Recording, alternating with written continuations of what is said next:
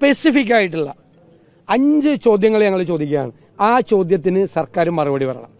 ഒന്ന്, എന്തുകൊണ്ടാണ് ഒരുപാട് ക്രിമിനൽ കുറ്റങ്ങളുടെ പരമ്പരകൾ നടന്നു എന്ന് വ്യക്തമാക്കിയ ഹേമ കമ്മിറ്റി റിപ്പോർട്ടിന്റെ പുറത്ത് എന്തുകൊണ്ട് സർക്കാർ അന്വേഷണം നടത്തുന്നില്ല?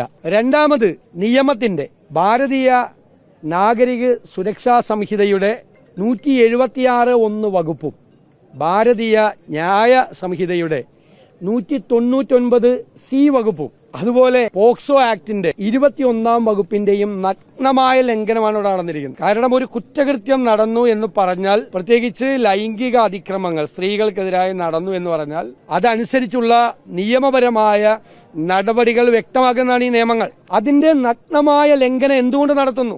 3, വിവരാവകാശ കമ്മീഷൻ പറഞ്ഞതുകൂടാതെയുള്ള കുറെ പേജുകളും ഖണ്ഡികകളും ആരെ രക്ഷിക്കാൻ വേണ്ടിയിട്ടാണ് സർക്കാർ വെട്ടിമാറ്റിയത്? 4, എന്തിനാണ് ഈ ഇരകളെ, ഈ ആരോപണ വിധേയരെയും ഉൾപ്പെടുത്തിക്കൊണ്ട് ഇപ്പോഴും സിനിമാ കോൺക്ലേവ് നടത്തുമെന്ന് പറയുന്നത്? അത് ഇരകളെ അപമാനിക്കുന്നതിന് തുല്യമല്ലേ? 5ാമത്തെ ചോദ്യം വളരെ പ്രസക്തമായ ചോദ്യമാണ്.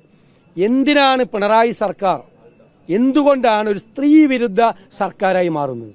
ഈ 5 ചോദ്യങ്ങൾക്കും കൃത്യമായ ഉത്തരവും തീരുമാനവും ഉണ്ടായാൽ ഈ വിഷയങ്ങൾക്ക് ശാശ്വതമായ പരിഹാരമുണ്ടാകും.